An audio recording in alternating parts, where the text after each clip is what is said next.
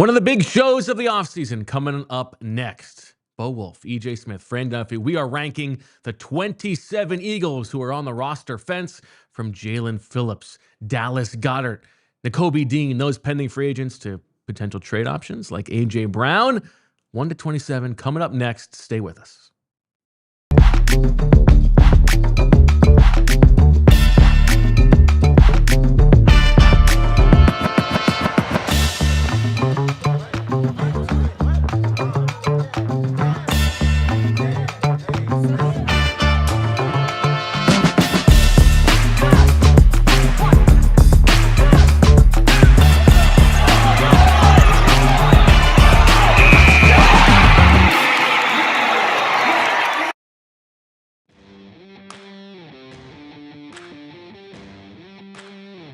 Hello, everybody, and welcome to the PHLY Eagles podcast on a Thursday afternoon, live from the Xfinity studio and presented by Bet365 and ALLCITY.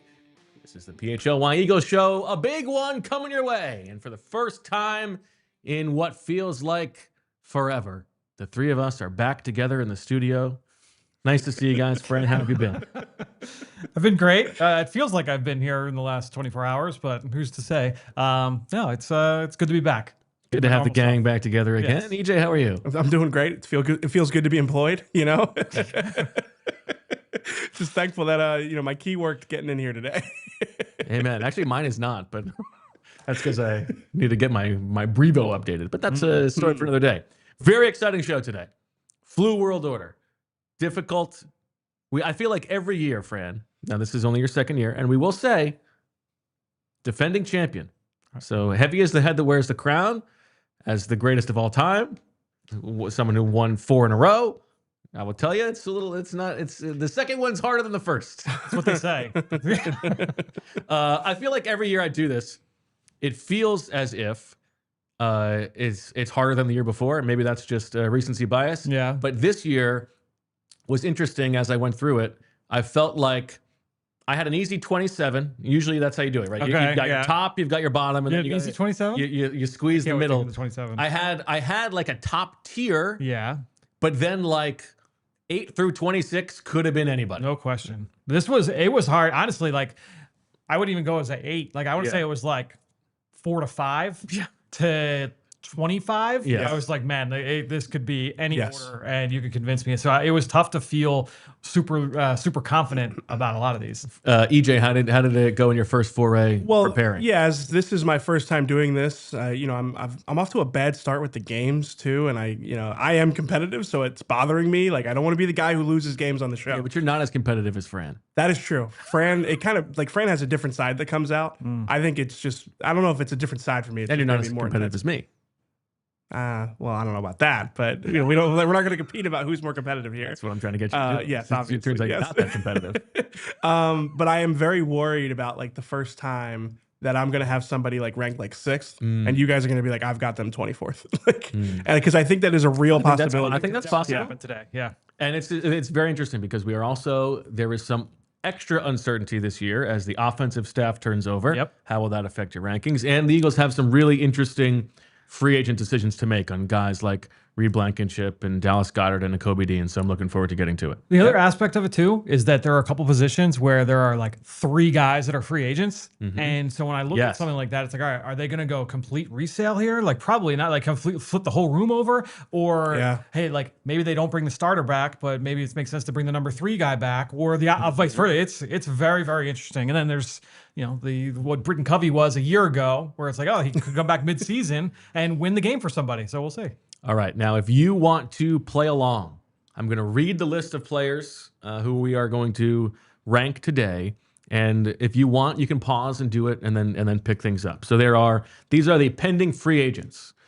Reed Blankenship, Dallas Goedert, Jaelan Phillips, Fred Johnson, Jahan Dotson, Adoree Jackson, Grant Calcaterra, Nakobe Dean, Brett Toth, Braden Mann, Kylan Granson, Marcus Epps, Josh Uche, Matt Pryor, Brandon Graham, Azeez Ojulari, A.J. Dillon, Agbo Okoronkwo, Sam Howell, and Ben Van Sumeren. Then you have the guys who could potentially retire, who we've added to the list. That's Lane Johnson and Landon Dickerson. We have 2 guys here who seem like likely cap casualties who could be cut. but could they come back then after that? That's Michael Carter II and Britton Covey.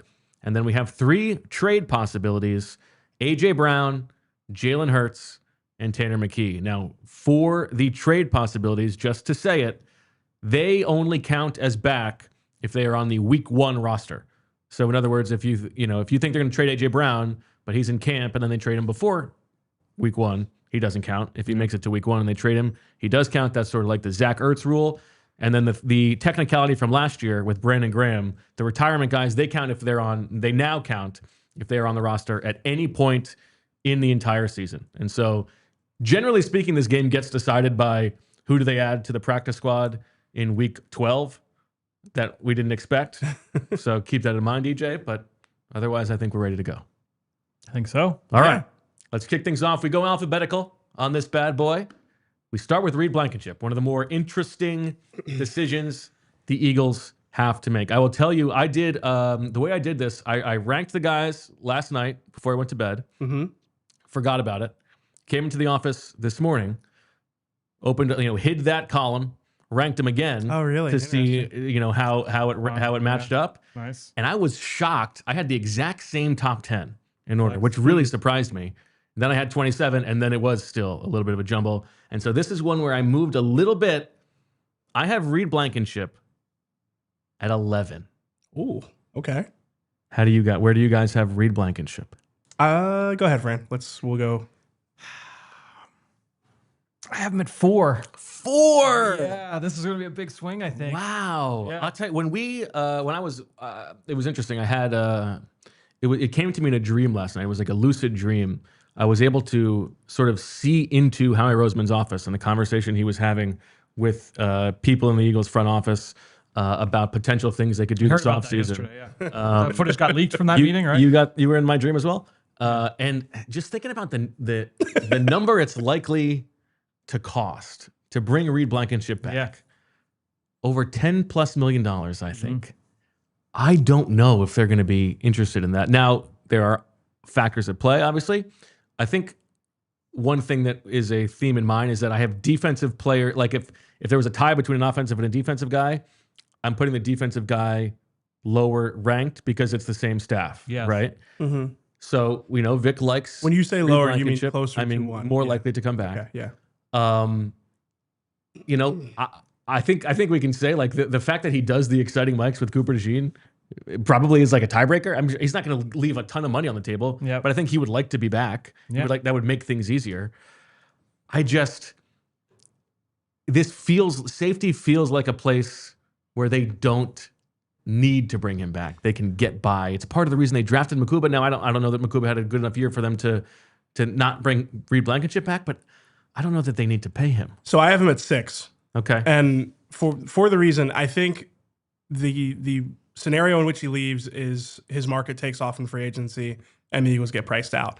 I think the scenario for him to come back is something we've talked about before, which is whether you feel like you have to sign a veteran player to play next to Andrew Nakobe, and if you're really going to save much from the drop off from Reed to somebody else on the market. I know the value that Reed has in that secondary from talking to players. He kind of is the one that directs a lot of that traffic, gets those guys the calls, and I think that we've heard so much about Vic Fangio, the chess pieces on the board, the queens on the queens on the board are at the safety position for that defense. So I think he has a lot of value for the Eagles. Again, there's a world where his market takes off and it prices him out, but for that reason, I am more optimistic about him coming back than you. Okay, Fran. The way I looked at it, having him 4, I know. Wow. The way I looked at it was, of all the pieces that that we're talking about, I just don't know if there's like a suitable in-house replacement. I agree with that. All the arguments that we'll make for like Nakobe, and then we saw in that footage from the meeting yesterday that got leaked with Nakobe. I think that you say the same things about Reed, everything that EJ just talked about in terms of like how he makes others around him better and how he's like the traffic cop back there. I think losing that presence on the back end, it would be a tough pill to swallow with already losing Nakobe, and I think there's a harder case to be made to keep Nakobe as opposed to Reed. So I think he'll be back. Okay. All right. That'll be an interesting swing player there, Reed Blankenship. Let's go next to another big one here, and that is A.J. Brown. I'm going to start with you here, Fran, because I feel like there's a chance you are going to have AJ Brown pretty high. Oh yeah, very low. Yeah, highly scored. Yes, a big number. 15. 15. Wow. I went higher or went lower than I thought. Yeah. I have him at 7. I have him at 12. Oh wow! I thought. See, I initially had him a lot even like higher or lower, like less likely. Yeah. And I bumped him back. I think we have to all agree on higher or lower here. Yeah, I know you're right. Yeah. Lower. Let's do the actual number of the ranking. Okay. So yeah. Yeah. Higher is less likely. So I'm actually a little bit lower than you guys. No, I'm the lowest. I have him as the most likely to return, and that's only because he's on the roster right now. There's a status quo bias. Sure. They would like to be able to keep him. They're going to try to be able to keep him. So I have him at 7. You're at 7. AJ, where were you again? I'm at 12. 12. Man, that's another big. This is going to be a crazy. There's not. This is very. I feel like this will be the most disparate scores we've had. Yeah, I agree. In recent years, but yeah, I mean, listen, I think it is more likely than not that he's not here anymore. Yeah. But right now he's on the roster. Yep. And it's they have to get what he's worth in order to make it happen. So. Yeah, I think you and I have the same argument. We just settled on slightly different spots there. Yeah. Okay. All right. Next up is the first tight end of 3 that we have, and that is Grant Calcaterra with no Jason Michael and a new offensive scheme. EJ, it is your turn to lead us off. Where do you have Grant Calcaterra? I have him 13. 13. Okay. Fran? I have him at 13. Oh. I have him at 22. Wow, you're confident he's not going to be back. I don't think he's going to be back, and I also think he is good enough to get on once he signs with another team. Stay on another roster, which is a big part of where you rank these guys in the middle. So. I think, Fran, you alluded to this at the top of the show when you were talking about why these decisions are tough. Depending on what happens with Dallas Goedert, maybe the Eagles do say, are we really going to turn the entire room over? Grant Calcaterra, maybe in a role much different than what he played last year, still has value as a second or third tight end in the room. So for that reason, yes, if his market takes off, again, a lot of these guys, I'm going to say this for the whole time, if they get priced out in free agency, they'll be gone. But I do think that there's a path back for Grant Calcaterra as a depth tight end. Yeah, I mean, my assumption is that wherever he plays next year, it's not going to be talking about like hammering a nail. Like they're trying to hammer a crayon into a hole. Like it just made no sense the way that he was being used. Yeah. I would think like a new staff would look at it. And look, this is a coaching staff. When you look at Sean Mannion and the other people that have been brought in to lead this group, they've done a good job utilizing tight ends and finding ways to get the pass catchers in space and utilize the blockers. Like Calcaterra can be a useful player, just not the way that he was used last year. I think Grant Calcaterra is super nice guy. I must say there's like a tiny percentage here that is he's very well liked in the organization. He's a nice guy, and is like as much as he's struggled in the run game, he is regarded as like a very hard worker and like a gritty presence on the field. I think my hang up with Grant Calcaterra, the player, is it is arguably more to do with just the way that the Eagles offense uses guys other than the top 3 receivers, right? They just don't get thrown the ball.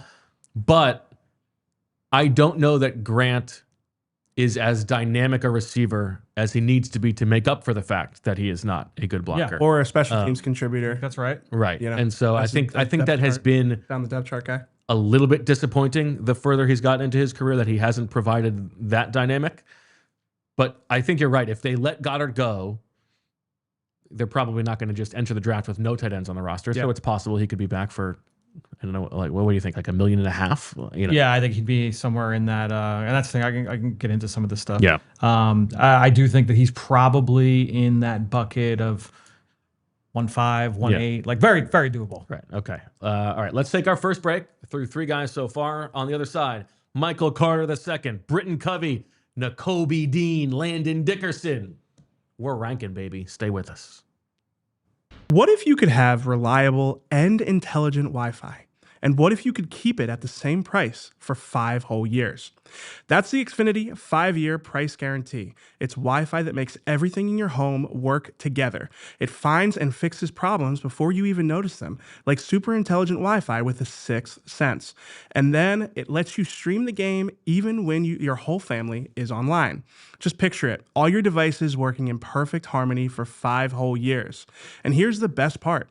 No annual contracts, no hidden fees, and Xfinity's best equipment already included in the price. Take it from me, a lot can change in 5 years. Championships are won, records are broken, dreams grow bigger, but your Wi-Fi, that should stay reliable, and the price should stay put. Lock in your price and unlock the possibilities with Xfinity. Learn more at Xfinity.com. Xfinity, imagine that. Select plans only, restrictions apply. I don't know if you're like me, but I am a big steak and eggs guy. I mean, if we're talking morning, noon, night, give me a cast iron pan, I am in. Like that sizzle, get the steak hits the pan, crispy edges, buttery center, eggs cooked right. Oh, the best. That's why I love having Omaha steaks in my freezer. Clutch is what it is, knowing that you've got high quality protein ready to go whenever the craving hits. You've made their steaks on the stovetop, tossed burgers on the grill, even heated up their fully cooked beef pot roast on a busy night, always coming in handy when I need something to make, not just for me, but for the family as well. And right now, you can join the fun by getting 50% off the world's best everyday protein by going to omahasteaks.com for 50% off site-wide during their President's Day sale. And for an extra $35 off, use promo code EAGLES at checkout. That's 50% off at omahasteaks.com and an extra $35 off with promo code EAGLES at checkout. All right, we are back on the PHLY Eagles podcast. Continuing on in flu world order, next up, Michael Carter II, who will certainly be what? I think we both struggle with him. I think. It's interesting. It's a tough one. Did not play much. Yeah.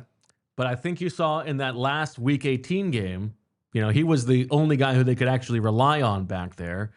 And I don't think it's impossible to think in a world in which they let Reed Blankenship go. Yeah. Maybe you could bring back him and Marcus Epps. Yep. They compete. You try to draft somebody in the middle rounds. Is that good enough? I'll go first this time. I have Michael Carter II at number 12. Okay, that makes me feel better. I got him at 14. Okay. I have him at 17.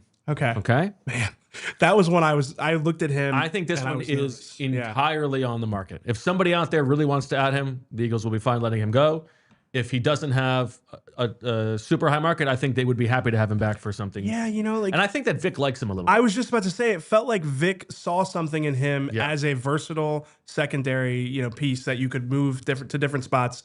And because of that, I was like, I think they will want to have him back if they can afford to bring him back. I was going to say, he's on a relatively big number. We talked about like the 10 million number for Blankenship. That's where Carter is right now. Mm-hmm. I think it'd have to be. He'd have to be a casualty. They're not. There's no way they're keeping him at that number. But here's the thing: the coordinator that he had the most success, or the coach that he had most success with, Robert Saleh, is now the head coach for a team that traded away multiple corners last last fall. So he could absolutely have a job there. There could be a better market for Michael Carter. That's why I went 17. Honestly, I had him even like a little bit less likely earlier iterations of the list, and I went back and did some tweaking after thinking about it. Yeah, that was a tough one. He also climbed likelihood on my list too. Like I talked myself more into him as I did those. He also has, if you want to allow for the DeJean to safety possibility, he helps make that happen potentially. So where did you have him? I had him at 14. 14. You were. So right. I am the most likely. I'm 12. I'm the most likely on him. You are the least likely on him. Okay. Can we clip Bo saying I am 12 for when he's bothering me on the show? I can play that. Sure. Next up, Britton Covey, the person who swung this exercise last year. Swung this what? This exercise last year. I don't know if someone else heard something the way that I heard it. But just the way you said it. I didn't hear this exercise. Yeah. Sexercise. Yes, correct. Now who's 12? Good for Britton Covey. Do you guys, no, I don't need to derail the show. Go ahead. Let's hear it. What was the movie? Was it? It's not the Bad News Bears when the like grown man wants to play Little League baseball with the other kids and he goes, "I am 12."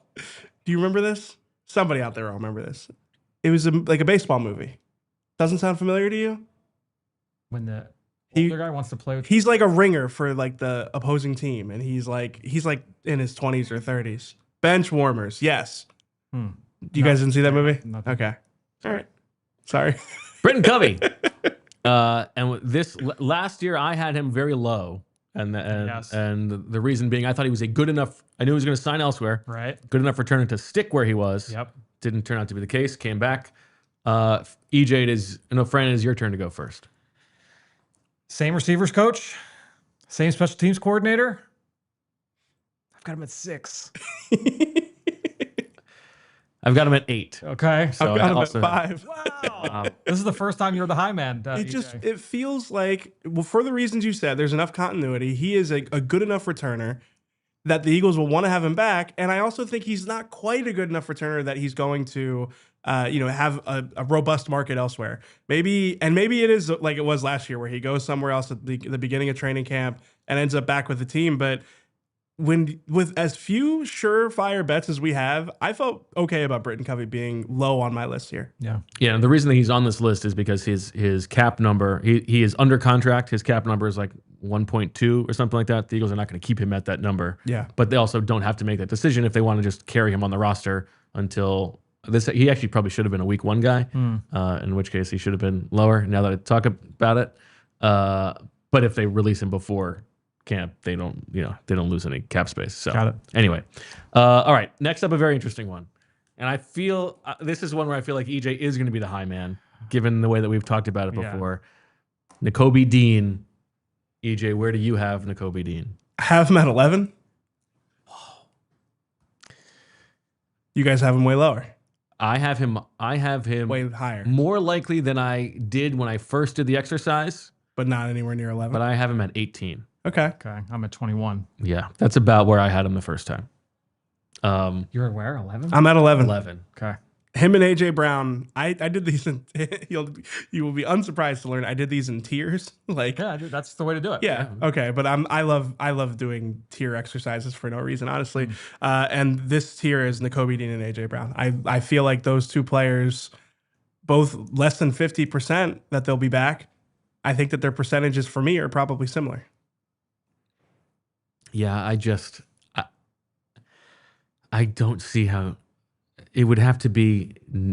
There's really no market for him, and I don't think that would be the case. Yeah, I don't think so either. Yeah. The reality of it is, most good players don't hit free agency. And for the reasons we've talked about numerous times, like I don't imagine how they can bring him back, especially before he hits the market. To your point, like I think he would have to hit the market, not have a market, and then come back.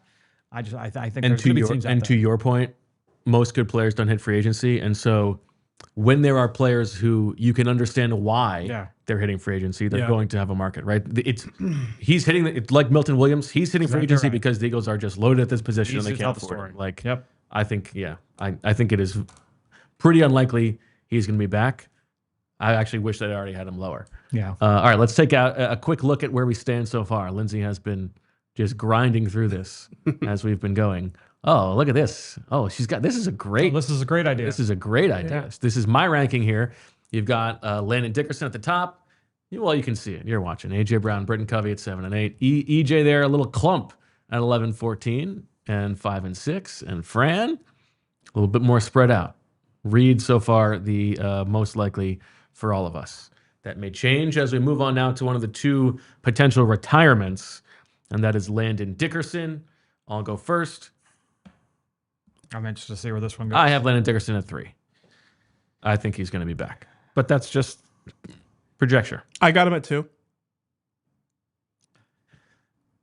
Oh man, I have him at 9. Really? Wow. Yeah.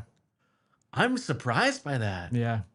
I think there's a legitimate chance. I think there's smoke there, and obviously not enough to. It's not like I have him in the teens or the 20s, but I don't think it's non-zero. That's very interesting. That's interesting to me. Yeah. Like that raises my eyebrows. So yeah, I mean, there's not so much to talk about here other than it's just entirely up to him. Yeah, I mean, he would be surrendering a lot of money. Yeah. If he retires this season instead of next offseason. Yeah, but the smoke there it really reframes like the press conference that we had with him at the end of the season. Yeah, right. Where, I mean, he was despondent might be too strong a word, but I think it was very close to despondent. I mean, he was, and what really stood out to me is I've had conversations with Landon about coming back from injuries, and he has typically spoken with so much confidence about coming back from injuries and how, some people can handle it and others can't. So for him to have been that, that lacking that confidence at the end of the season that he would return to the same player that he was before, that wasn't just a guy who was worn down by a season. It was somebody who has overcome a lot of injuries before and for the first time maybe is uncertain about how it was going to look for him moving forward. So, I mean, I wouldn't rule it out. It would, the way I feel about Landon is it would still surprise me if he retired. It would still be a shocking thing. So therefore I had him high up here. I think that's fair. Yeah. All right, next up, AJ Dillon. Somehow still on the roster. He's got to be your 27, right? He is not my 27. Yeah, he's not mine either. I mean, listen, I don't think they're going to re-sign him, but I could see a world in which he's on the practice squad in week 12. If they need somebody, I believe it is your turn to go first, Fran. I have him at 23. Okay. I'm moving 25. 26. Okay. Wow, I can't believe I'm the high man. Big AJ Dillon guy. Yeah, big AJ Dillon guy. I can't believe I'm not the low man. Yeah. I was actually the most certain surprising part you of were that. 27. Yeah. All right. EJ, over to you. Jahan Dotson. This was an interesting one. This is an interesting one. Jahan Dotson. Obviously, the Eagles trade a third-round pick for him. Whether they trade A.J. Brown, does that affect their willingness to potentially bring Jahan Dotson back? EJ, where do you have Jahan Dotson? Jahan Dotson is at the top of my final tier, which is need a fresh start elsewhere. Okay. I have him 23rd. 23rd. Fran? I had him at 20.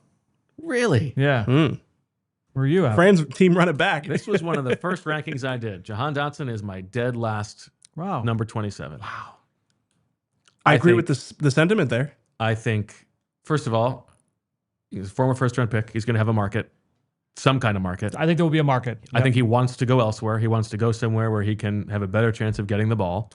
Talking to him on locker room cleanout day, he was a good soldier, but he admitted that it's frustrating to play in an offense where he's on the field a lot and just running around and not getting the ball.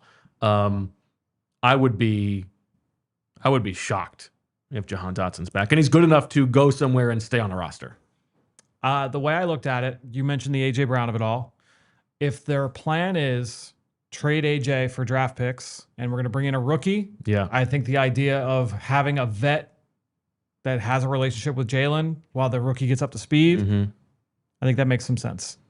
I know, but I mean, I know, I don't feel like but it's like highly what relationship with Jalen? Like, well, they had that training camp. They had that training camp. Yeah, they worked together for a year and a half, and Okay. They had that summer at training camp. Yep. All right, next up, another interesting one. We ping pong back to the safety position. Marcus Epps, who joined the team mid-season, played fine down the stretch. This one either. You were worried about this one. I am. Marcus Epps. My turn to go first. I have Marcus Epps. I have a number 10. Okay. 10. Yeah. Wow. Oh, okay. No. Where do you have him? With guys like this in this exercise, oh man, I just put them like basically smacking them. They end up just smacking the middle. He's 14. I feel terrible about my ranking now. Like 26. I have him at 21. 21. Okay. The reason I had him there is because I feel like he'll have a chance to start somewhere. Maybe he was cut by the Patriots. Yeah, because of a scheme fit thing. He was cut. It was per his request, according to reports. So I'm not saying I think Marcus Epps is some great safety, but I do think that there's a chance that he'll have a clearer path to starting somewhere. I thought that it was enough of a percentage chance that he would be enticed to leave. On top of the fact that the Eagles might not want to bring him back, that I wasn't as confident about him. He also could be the Reed Blankenship replacement plan. Yes. Yeah. That's why I had one spot ahead of Reed. Right. That's why I went down the middle, because I think both things are definitely on the table. I think both aspects. And this is pure storytelling projecture, but he's been a few places now. Yeah. Yeah. I think if the offers are relatively equal, he might be willing to go somewhere he knows that he's a fit. I'm just going to stand on that. I think he could sign elsewhere, and if I'm right, I'll feel great because I feel like there's enough of a chance. So, all right, let's close out this segment with another one of the big ones, and that is Dallas Goedert. This is a big one. Does this go the way of last season, where we expect a divorce, but the Eagles, especially if they trade A.J. Brown, aren't really willing to just go completely naked at the position and need to have someone that Jalen Hurts will throw the ball to? Or does this go the way of Josh Sweat last season, where you forced me to take a pay cut? I'm not coming back. I'm not, I'm going somewhere else now. Fran, it is your turn. I have him at 24. 24. Yeah, this feels like the Josh Sweat from last year. Yeah. 24 though. We did talk yesterday, or I'm sorry, we did see the footage of that meeting yesterday, where they talked about like how his dead money balloons by letting this contract expire with the void years. But it just to me feels like the Sweat situation from a year ago. This is probably a big swing on my end of it in terms of like that could make or break me. But that's kind of how I go ahead, EJ. This could be decisive then. Tell me where you have him. I have him at 13. Okay. I'm low, man. I got him at 8.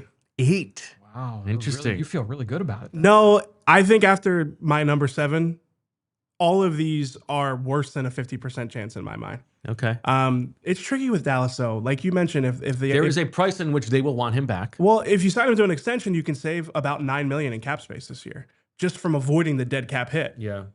I think the scenario in which Dallas Goedert is back is one where his market is suppressed by it being a good free agency crop of tight ends, and I will defer to Fran on this.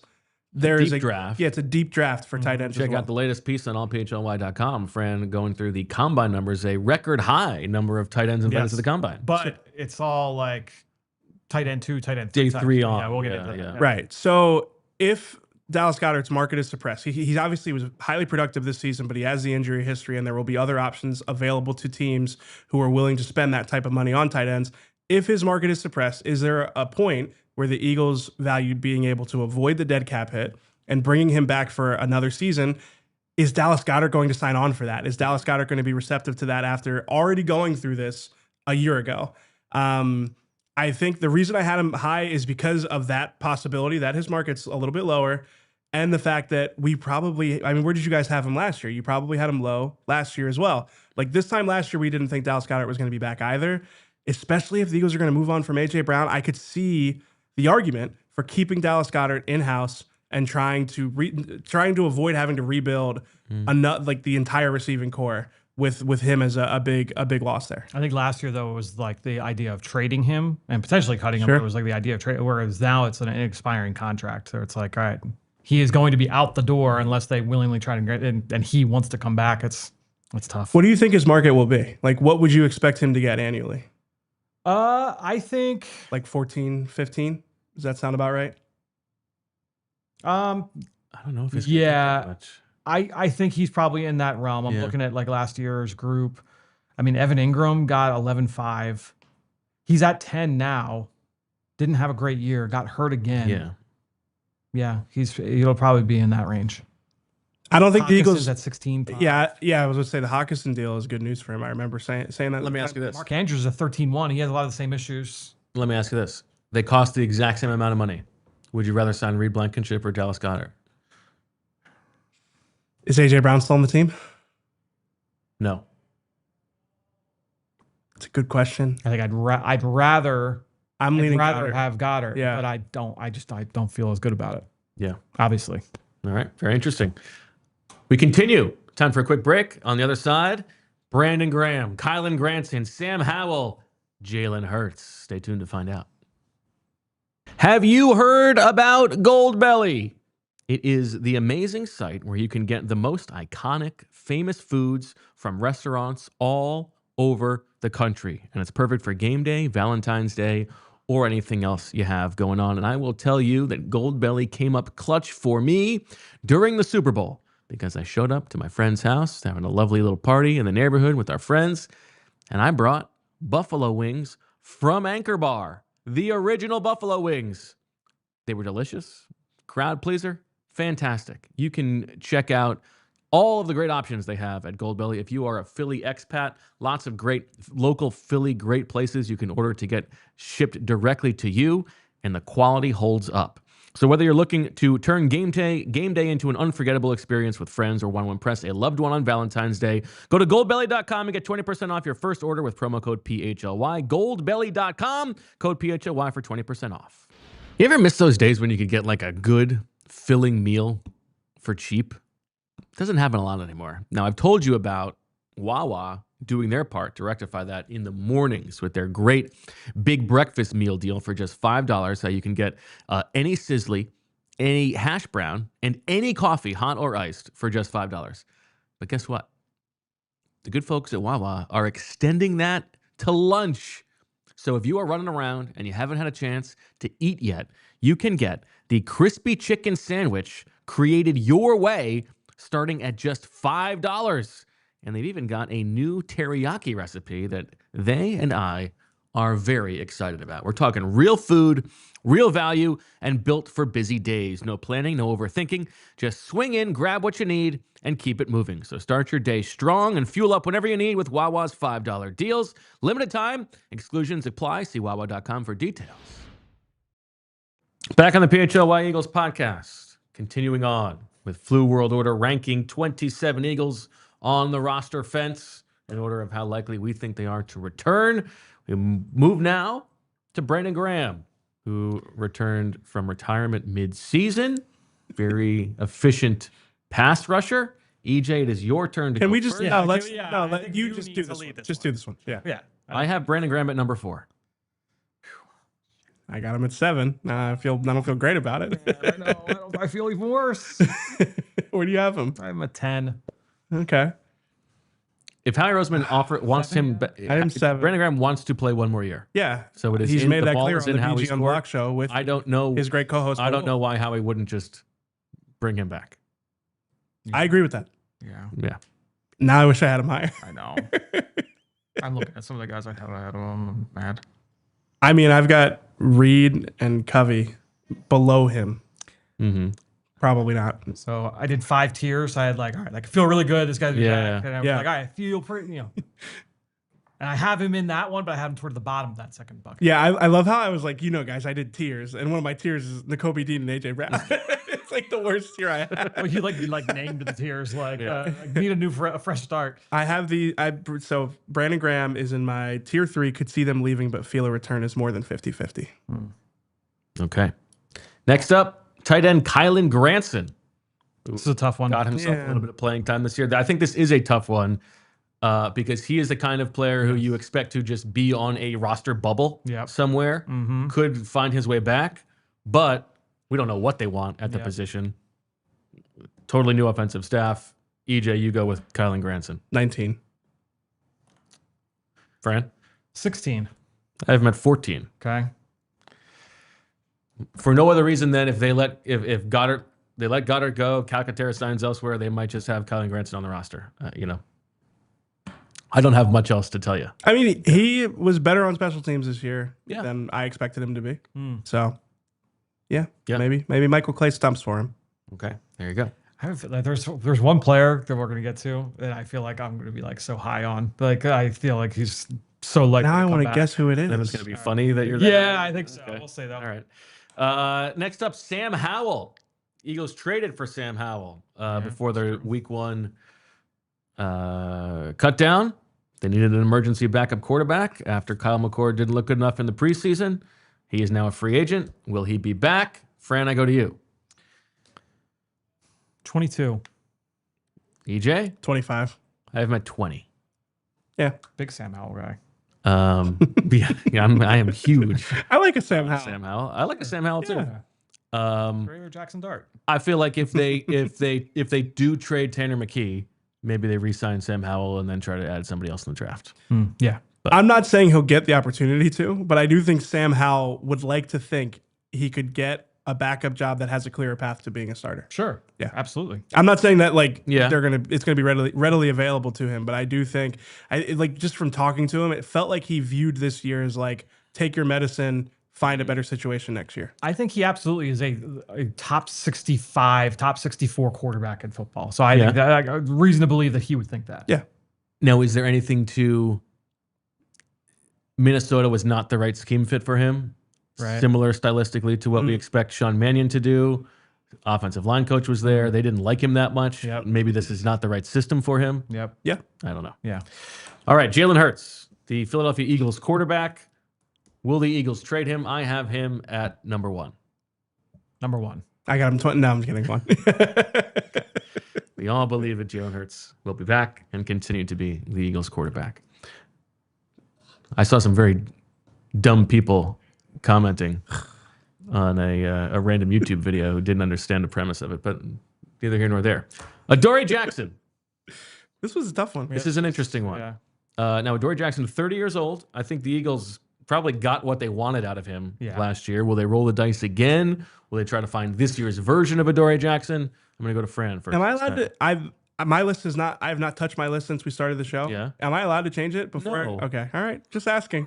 Just asking. Most of For all, integrity. the reason most of all is because I do not trust you to figure out the math. That is the number 1 reason. That is like 80% of the reason why. All right. I'll take that one on the chin. That's a lot of moving parts. Not a spreadsheet guy like Fran. Go ahead, Fran. I have him at number 7. 7? Yeah. Really? It was higher than I would have I'm imagined. shocked by that. Yeah, it was higher than I thought coming in. Wow. All right. Well, how much? I wanted to move him lower. I had him at 18. I have him at 15. Yeah. Um, Just looking at my list now, I'm like, why don't I have him just a little bit lower? yeah, I think. Well, explain why you have him quite so high. I think he was fine. Yeah, I think that he really settled in. I think that when you look at a lot of people have the Eagles selecting a corner high in the draft, and I don't think that's going to be the case. Let's take a second on this. Excuse me, referee here. You have EJ has 2 people listed as 7. No, I said, wait, 7? Oh, that's my fault. I missed. I'm about to say. Who can't do math now? Well, I hope that's not the only time I did that. No, I would have so caught scared it when because I'm Lindsay going to get said it. that. I'll keep it track too.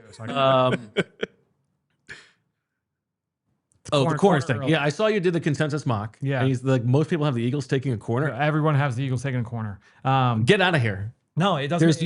There's no chance in the world they're going to use the first round pick on a corner. We're talking. I mean, this is an exercise. Why? Like seeing like all the offensive talent that we feel there's a good chance that it ends up leaving to the take city. a running back. Oh, yeah. I mean, I believe that. They're not drafting a corner in the first round. yeah. So with that in mind, if it's going to be a 3rd or a 4th round corner, that's not a lock to start. Yeah. Yeah, I think there's room for Adoree to come back. I don't think they're going to go and sign a corner for $12 million a year. I agree. So I think your best case scenario is that Adoree Jackson goes into training camp projected as your 3rd outside corner.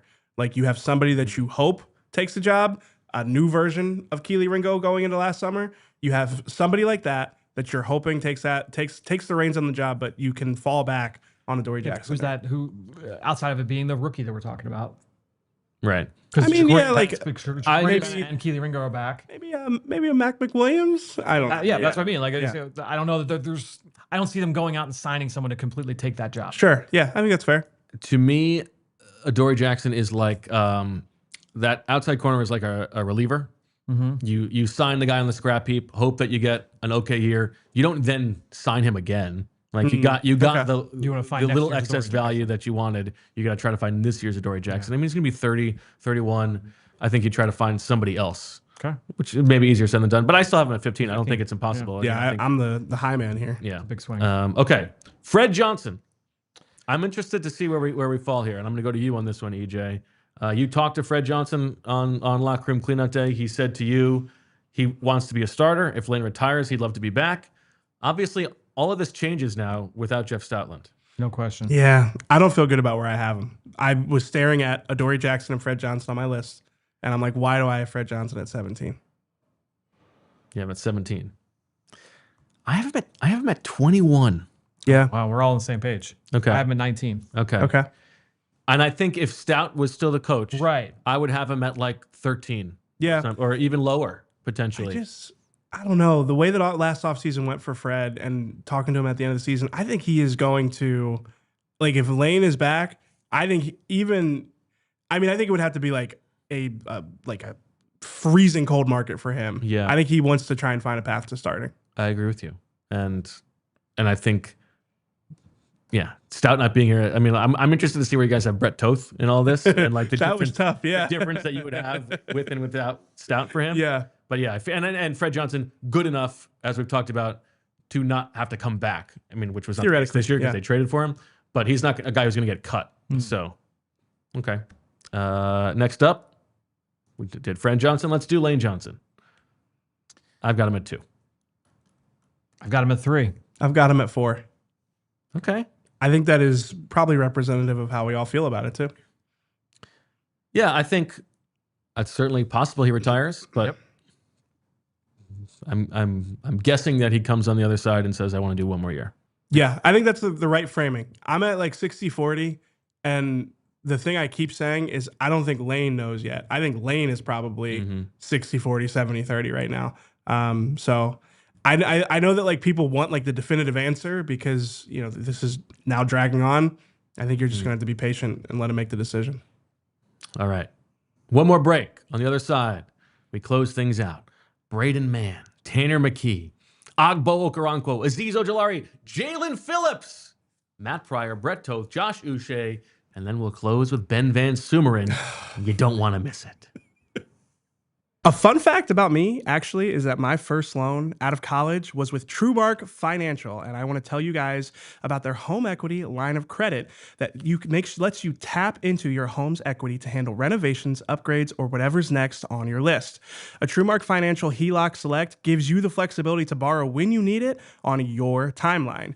You start with a revolving line of credit, use only what you need, and when you're ready, you can lock in all or part of your balance at a fixed rate for predictable payments. You only pay interest on what you use, and as you pay it back, that credit becomes available again, no reapplying, no extra steps. With competitive rates compared to most unsecured loans and flexible repayment options, this could be a smart move for your home and your wallet. Learn more about TrueMark Financial's home equity line of credit at TrueMark.com or stop by one of their 24 branch locations to get started. TrueMark Financial is federally insured by the NCUA and is an equal opportunity lender, NMLS 404938. Next, let's talk about Mars Men. For those of you out there dealing with energy crashes in the afternoon or maybe some unexpected weight gain, it's important to know that you're not alone and Mars Men may be the right solution for you.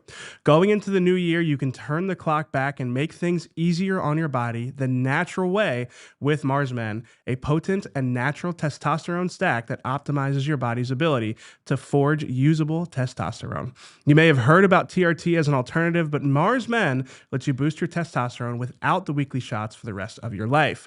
Go to their site and you'll get 90-day money-back guarantee, so there's no risk. And for a limited time, our listeners get 50% off for life, plus free shipping and 3 free gifts at mengotomars.com. It's a perfect way to kick off the new year strong. That's mengotomars.com for 50% off and 3 free gifts when you check out. After your purchase, they will ask you where you heard about them. Please support our show and tell them that we sent you. All right, back on the PHLY Eagles podcast, Flu World Order, ranking the Eagles who are free agents, potential trades, cap casualties from 1 to 27, and how likely we think they are to come back. Let's take a little recap here. Lindsay's been grinding. There's my rankings there. I've got an opening at 5, 6, 9, 16, 17, 19, 23, 24, and 26. EJ. Oh, EJ's top heavy. He's got an opening at 3 and 9. Not the first 10, time I've been called that. 15, 16, 20, 22, 24, 27. Not a power And bottom. Fran, he's got some openings at the top, and he's got nothing down low. Bottom he's heavy. got all 3 spots at the bottom open. Let's find out who gets those. We start now with Braden Mann, the Eagles punter, arguably one of the best players on the team this season. Fran, where'd you have him? I had him at 2. Okay. They made the change at long snapper last year that kind of caught us off guard in this exercise. Yeah. So maybe, but I thought he was nails this year. Yeah, I put him at 2. I had him at 3. Same reasons. I'm at 5. The Puntalytics guys are not quite as high on him as I thought they were going to be. But from watching him all season, I thought they're going to want to have this guy back. Oh, so you think you know more ball than them? Got the eye. No. Whoa. I don't have. I don't have. They're not high on him, but I watched him all year.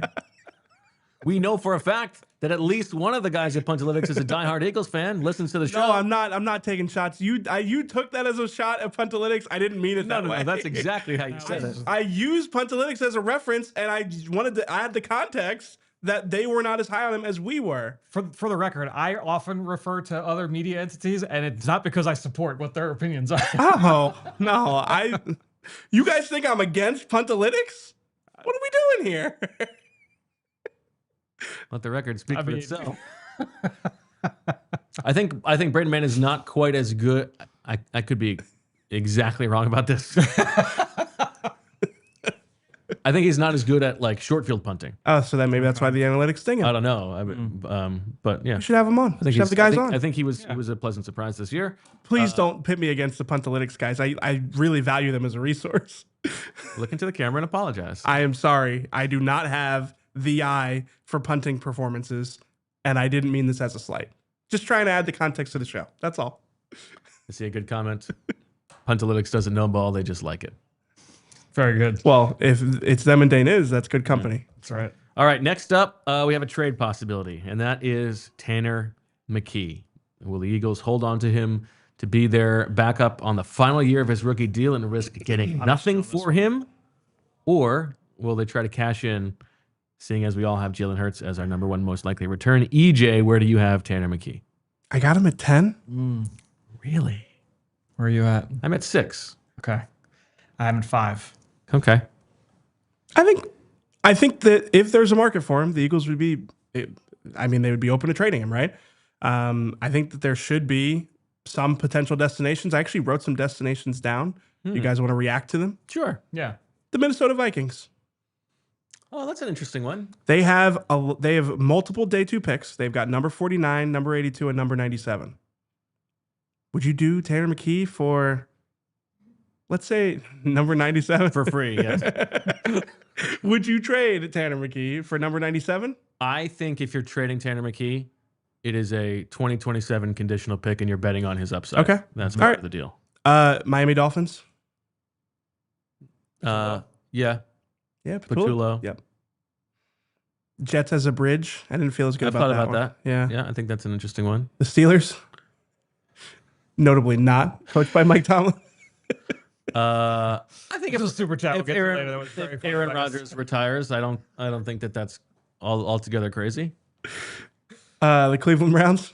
I think that's possible. It's possible. I think the Vikings is a fun one. Vikings is a fun one. I feel like Miami, especially like is maybe the some most likely. Sean Mannion back channeling going on. Like, oh Yeah. man, this Tanner tape. You guys, I think the Miami, you get the AJ Philly redo, you get Kevin Patullo. Yeah, he can vouch for him. Yep. It's going to be a lot of sunscreen that Tanner's got to wear, but Yeah. I think that's a one that makes sense. Yeah. Okay. Next up, Ogbo Okoronkwo, the only man with more O's than Moro Ojimo. I got him at 24. 26. 20.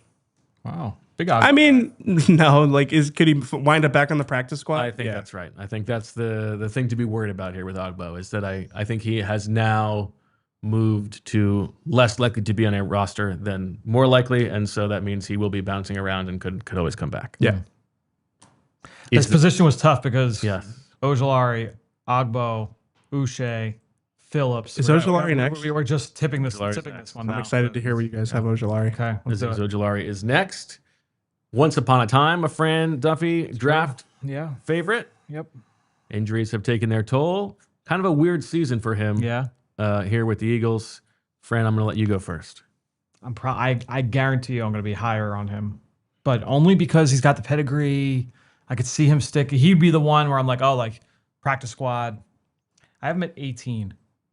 18. Yeah, I know. What do you want to tell you? I got him 27. I got him at 26. Whoa, 27? I have him at 26. Needs a fresh start elsewhere. Yeah, I think Where's he getting a fresh start? I would be surprised if he's on a practice squad. I do think that he actually stays on a roster somewhere. Yeah, but say I feel like both. Where's he getting on a roster? I don't know. He hasn't done, I he hasn't done mean, anything. Eagles the gave same him reasons $4 you just million said. last Well, that's year. right. That's why Yeah. I think that there's a chance that he's like, he's still like viable. I think he would probably like to start fresh somewhere, and I think the Eagles. I mean, I think the Eagles frankly- love to have him back on the I practice don't think squad. that he but- enjoyed his experience here. Right, that's what I'm saying. And Vic didn't Yeah. love him, obviously. He didn't play, so Yeah, I think he's gone. I think he's gone. All right. Very interesting one now. One of the big decisions of the offseason for the Eagles. Arguably their biggest on defense, and that is Jaelan Phillips. I think the Eagles would love to have Jaelan Phillips back. What kind of market will he have? Are they willing to move some money around in order to sign him long term? Is there a chance that they could come to terms on a 1-year prove-it deal? EJ, where do you have Jaelan Phillips? I've got him ranked number 9. Wow. He's right next to Dallas Goedert for me, and I think that's one of the more interesting. If you only could sign one, who would you choose? I think that the reason I have him ranked lower on my list than Dallas Goedert, as aka less likely to return, is because of the fact that I think he's going to have a market. I know that the injury history is a big reason why you would suspect that maybe he won't get like top of the edge rusher market or even close to that top range. But I think Chase Young is a template at $17 million a year with the Saints. I do think that that's probably the floor for a player like Jaelan Phillips, or at least that's the neighborhood that you'd expect him to be in. I think so. I don't know if the Eagles are going to get that high on price for Jaelan Phillips. So if he has a tepid market where teams are skeptical of the injury history, I think the Eagles would love to have him back. He checks a lot of the boxes the Eagles value at the position. I think he's going to get interest enough from elsewhere that they're not going to be able to afford him. I also have him at exactly number 9. Okay. Fran? For the reasons that you laid out, I'm a little lower, but same range. I have him at 12. Okay. Yeah, I think the Eagles would love to have him back. I think free agency. I think he would like to come back too. I think so too. Yeah. It's the greatest thing that's ever happened to him in his life. He said it. He said Yeah. that. Did. Yeah. As a man expecting a baby and a marriage. But I think he's going to have enough of a market that the Eagles will be outpriced. Yeah. He made the top 10 for you guys, though. Doesn't he feel? Hearing you guys talk about it doesn't match with the ranking in my mind. Well, I think that's where you have to remember, like, there's a big tier skip after number 7, right? Yeah. Like, that is where you start to get to. That's where I say depends on market, probably 50-50 or worse. Yeah, to me, I think it was an 8 for me. But Yeah. yes, he was the next. And then because I think they would like him back. Whereas everybody else, I don't know that they would really like. And the next player on my list after him is Marcus Epps. I think they'd be happy to have him back for the right price, but it's not a priority for them. Yeah. All right, 4 more to go. This is fun. Isn't it? Yeah, it's super good fun. one. Yeah. Fantastic. Matt Pryor. Another. Oh wait, speaking of me having fun, you should read the super chats before. All right, we'll get the super overtime. chats Yeah. before overtime. Kyler, regarding yesterday's show, EJ does so many things well, but Thank you. wasn't his best day. It wasn't. I don't. No, think that's fair. let me address it. It wasn't my best day. It wasn't my best day. I We disagree. podcast every day. Some of them are going to be the best Why are you gonna performance. say that? You know that's going to affect EJ's psyche. Don't It's fine. put that on paper. Thank you, though. I appreciate it. But no, it wasn't the best show for me. Come on. It's all good. I disagree. They can't all be, I don't even get to see it. Can't bat 1,000. That's right. Yeah. Robert Blinky, do you think it would be better to convince a team with a young QB like the Raiders or Titans they need a top weapon like AJ and target a 2027 first? I personally would be targeting 2027 capital. Yes. Personally. It's hard But everybody's because you want to prioritize this window. Yeah. But I think you also have to prioritize if you're trading in your chips on AJ Brown, you want to get what he's worth. Yeah. So I think you would hope that you can get a little bit of both. Yeah. Sure. But yeah. Yeah. I think that 3 makes this sense. year and a 1 in 2027. Yeah, something like that. Musa, Devontae going to have a 95% target share next season if they move on from AJ. I and mean, Dallas Jalen Hurts' Goedert. track record of throwing to people he's not familiar with. That is possible. Can you imagine if they entered next season with no Dallas, no AJ, and it was tight just end, kind of like and like Brian nobody else Jones really? Jr., Like yeah. Devontae will set the Eagles single season record for receptions, no doubt about it. Yep. Jahan Dotson to the moon. You heard it here first. Johnson to the moon. You got it. All right. Before we get to Bover time, we've got Matt Pryor, who we talked about. Well, we were about to talk about. Jeff Statland affected. I'll go first here. I got Matt Pryor at 23. Oh, man. I had him at 15. Really? I figured there's a path for him to come back on the practice squad.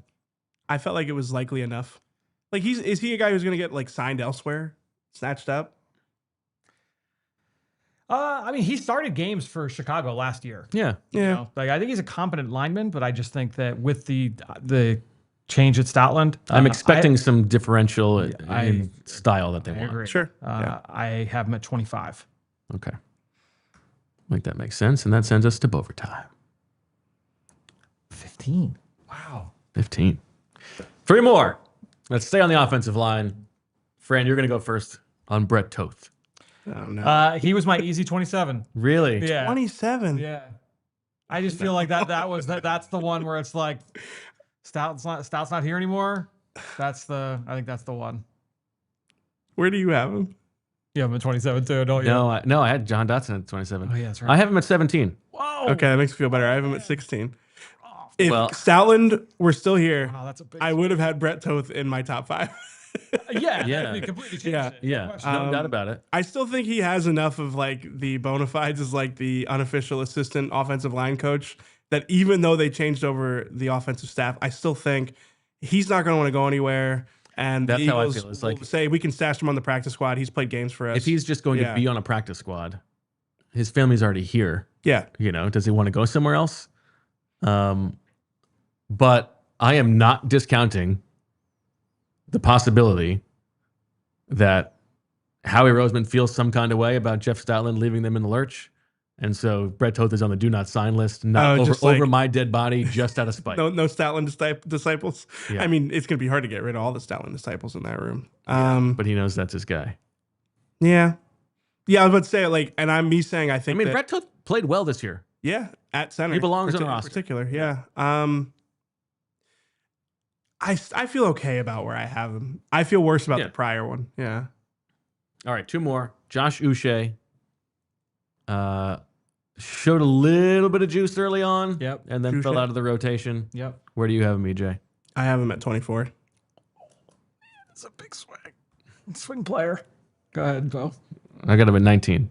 Oh, I'm at 11. 11. Man, Well, look at you. Yeah, well, that's it. So this was the position where it's like, oh, like you have all these guys. That are That's great. interesting. 11. He was, as you mentioned, he was very much in the mix. I feel like Vic does kind of like him. Just kind of hearing him talk about him in the first half of the year. Obviously, they kind of had to play him out of necessity. A lot of turnover there. I think he's a better scheme fit than some of these other guys. So I had those other guys lower. I feel like he's going to get interest from elsewhere for some of these reasons, though, don't you think? I don't know that he's going to get a ton of interest. I don't think he'll get a ton of interest. I don't think that he was super happy about falling out of the rotation Well, once BG came back. I liked Josh Uche in the locker room, so I'd be in favor of him coming back. where were you at? 22? No, I was at 19. 19. I was at 24. 24, yeah. All right. That's a Man. heavy swing player. One more to go. Very interesting. How much does he love his fullbacks? Ben Van Sumeren, who played 1 snap on the season, poor guy. Do we let him go last or first? I think we got to make him go first on Ben Van Sumeren. Ben Van Sumeren, EJ. I have Number him- 1? I have him 22. I don't feel good about it. I hate it. This was the player that I was referencing earlier in the show. Go ahead. That you couldn't wait to see? Yeah, You're going to be higher on? Go ahead. Who do you have? I'm at 16. I have an 8. 8? Because look, I this think is you're one. right. Because He's not going to have a market. He's coming off the ACL. This is a new. they're going to feel bad for him and bring him back. But like, how many fullbacks are they going to have on the roster? Right. Well, they've got Carson Steele. He's the They've got superior Cameron Latu. player than your guy. Listen. Nobody has been a bigger fan of Ben Van Sumeren on this show than me. I wish I had him a little higher. I think it's a stretch to say he's a superior player to Cam Latu. We haven't seen Ben Van Sumeren play that much fullback. I totally agree with you. He's a better special teamer. He is a better special teamer. I think he's a better blocker. No, come on, Fran. How are you gonna say that he's a better blocker than Cam Latu?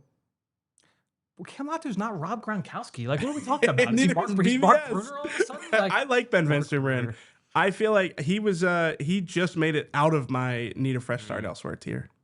I feel bad for the guy. I mean, it's brutal. I feel like that's why they bring him to training camp, because they feel bad about how what he's not happened going last to do year. that. He's not going to do like a pity spot.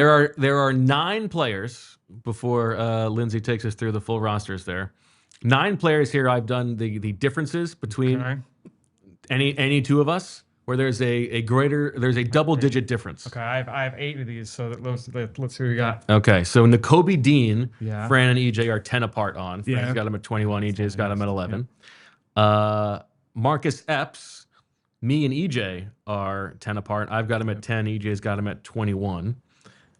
Dallas Goedert is the one that's very interesting because Fran is so low on him. He's at 24, I'm at 13, EJ's at 8. So that is absolutely a swing player. Adoree Jackson, EJ's at 18, Fran's at 7, so that's a double-digit difference. And then at the very end, there's a run of 4 straight where Fran and EJ are wildly apart. Matt Pryor, EJ's at 15, Fran's at 25. Brett Toth, EJ's at 16, Fran's at 27. And then it flips because Josh Uche, Fran's at 11, EJ's at 24, and BVS, Fran's at 8, EJ's at 22. It's funny at points when you're reading that out from you on Toth. At points when you're reading that out, I'm like, oh, I don't feel good about that. But by the end, I feel okay about it. It's going to be interesting to see how that plays out. Like I could lose a couple. That's the widest variance we've ever had. Well, I think it's the reflection of how hard it was to do the exercise. Like we talked about, between 26 and 9. Like outside of like Matt Pryor, I don't think there was anybody where one of the rankings can't be explained and understood. Right. Sure. Like my Matt Pryor thing, I'm a little bit like, yeah, I probably would have put him lower in hindsight. But the rest of them, like, I don't know. I think you could see where everyone was coming from. You were high man on 6 players and low man on 6 players. But you were good. Right down the middle. And when it comes to this exercise, I was low man 10 times and high man 9 times. Oh. EJ was high man 9 times and low man 1, 2, 3, 4, 5, 6, 8 times. Okay. So we had conviction. Yeah, I mean it'll now come down to who of the wide variance guys. Yes. Who of those guys hits? This was very fun. I'm gonna do just quickly our top 8s again, just to see how much. So, of my top 8, Fran has 2 people who are out of that, or who are like truly out of it. You've got BG at 10, I've got him at 4, and you've got AJ Brown at 15. Yeah, that's a big one. Whereas EJ's got Tanner McKee at 10 and AJ Brown at 12. So not huge differences. Of Fran's top 8, I've got 2 guys who are low, and that's 3. I've got Reed at 11. You've got him at 4. Mm-hmm. You've got Adoree at 7, and me and EJ, I have him at 15. EJ's got him at 18. And then you've got Van Sumeren, who we just talked about. Yep. And then EJ's top 8, it's the only crazy one is Goedert, who you have at 24. And I've got at 13. It's going to be fun. Yeah, it's going to be a fun one to track. Can't wait to see how I win. I had a question for you guys while we were going through the exercise. Who do you think is the most likely, like, to sign a deal in the legal tampering period, like first day? Good one. Is it Jaelan Phillips? Is it Dallas Goedert? Somebody they're signing elsewhere, not with the Eagles. That's a good one. Where I feel like every year there's one where it's, oh man, that Eagles player is gone right off the bat. Who do you think it's going to be? I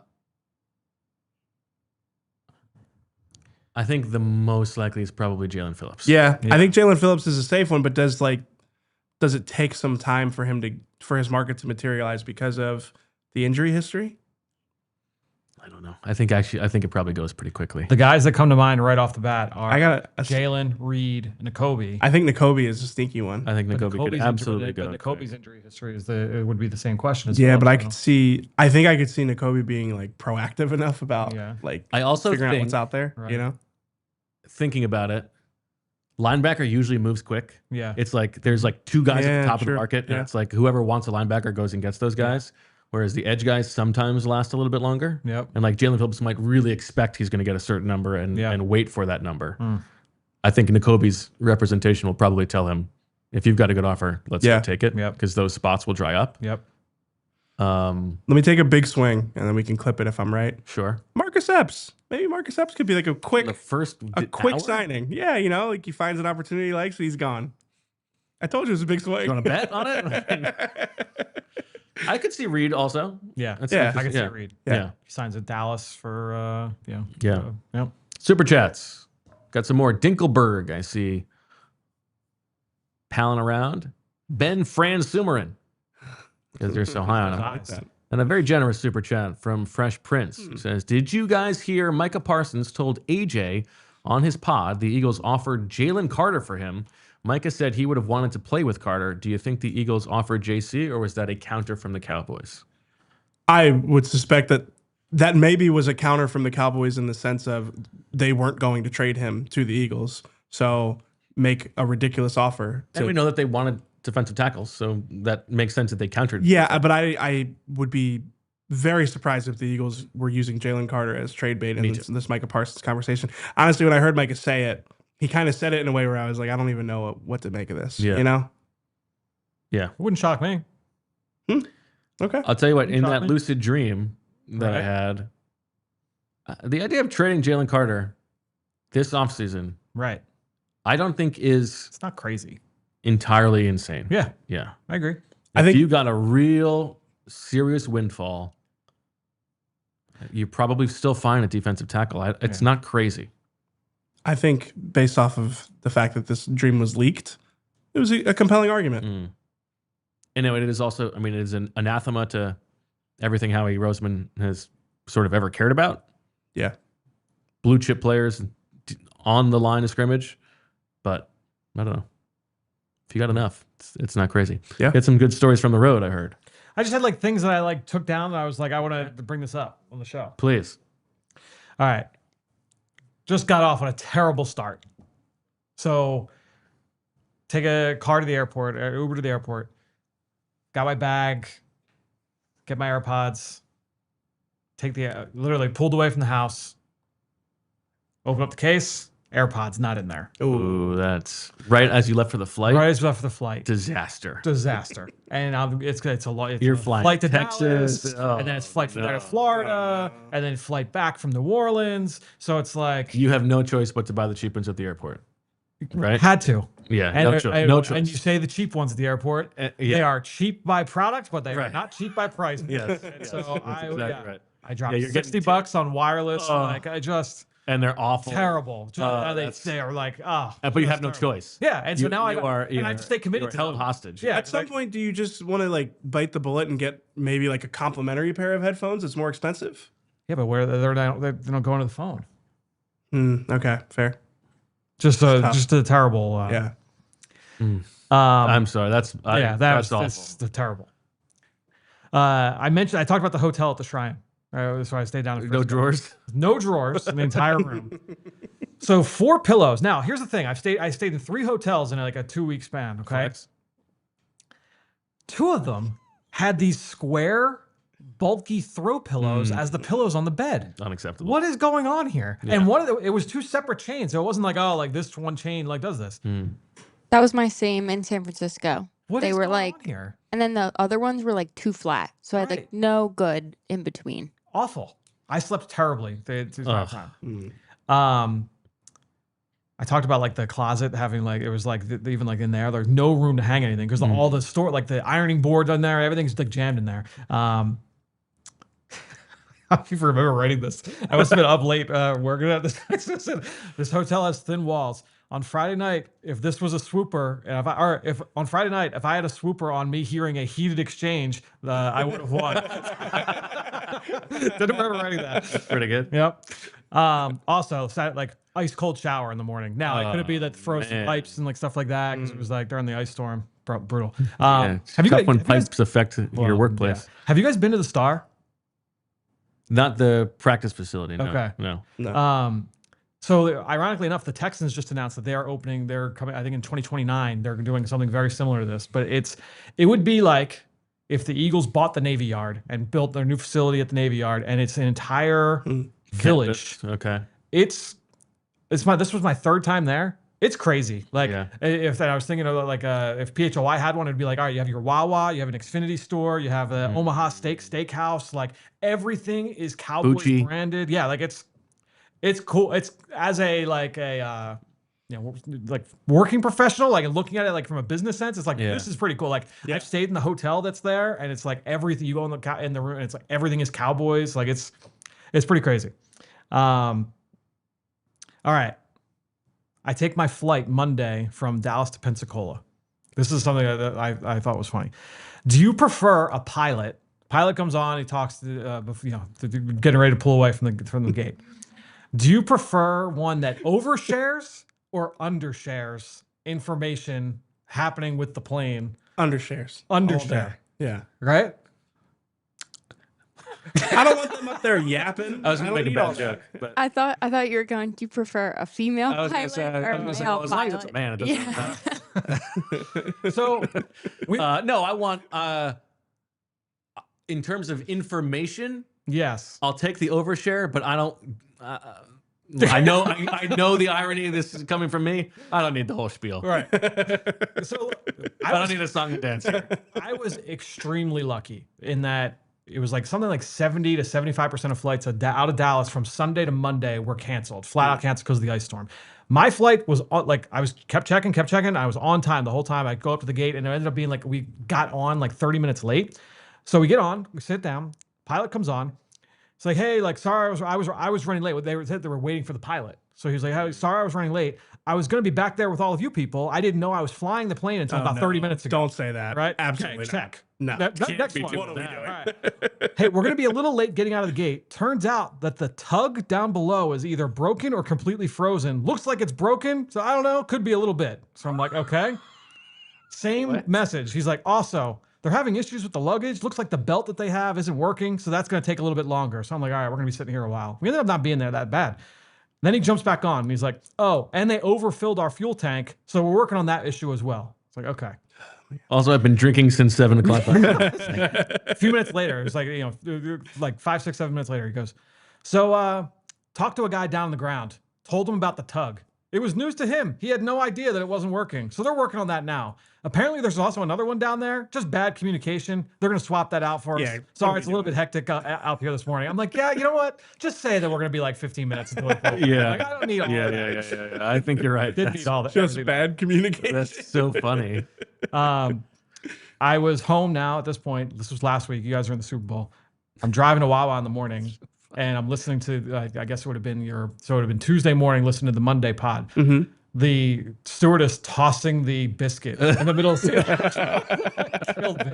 That was unbelievable. Absolutely crazy. Just like the sleeping woman was a seal in like at SeaWorld or something like that. It was nuts. I was just dying. flop on the seat. Crazy. And then EJ with the toothbrush. I go do not disturb the entire trip. Yeah. But if you need towels or extra pillows, you just make the call down and say like, hey, I'll come grab them from you, or if you want to bring them up to me like that later. Maybe I will start doing that. Did you agree with my outrage that they put my toothbrush? Don't touch my toothbrush. Thank you. Yeah, Thank you. Absolutely. Now, somebody in the chat did tell me you can wash your toothbrush by dipping it in mouthwash. No, it's gone. They're going in the trash. Okay. All After right. trip. Yeah, I respect. Listen, as the resident germaphobe on this show, I respect that conviction. Yeah. That's all I got. That was great. Great stuff. Let's click that. We need that. That's good stuff. All right. Thanks, everybody. Yeah, it was fun. Good stuff. Oh. What? I feel like I can hear it in your voice. You're not going to be here for a little while. It's fine with me. I heard a little sadness in there. A little wistfulness. Yeah. I like hanging out with you guys. Yeah. We love hanging out with you too. All right. Thanks, everybody, for watching and listening. EJ and Fran, back tomorrow. Thank you, Lindsay, for, I'll say it for the third time, grinding on those numbers today. We really appreciate it. And thanks, everybody, for watching and listening. Comment below. You know what? If you post your 1 through 27 that's in the comments, that's great. We will enter you in a competition, and we will come back when we reward the winner of this game. We will also give a prize to whoever wins in the comments. I like. Bo will give you a shirt out of his dresser. I'll give you whatever you want. You can give him the shirt over my dead body. So put it in the comments. And then we'll do a little organic competition for the sickos. Morons need not apply. Thanks everybody for watching and listening. We will talk to you tomorrow at 2:00. And as always, we love you. We all silly like the mayor.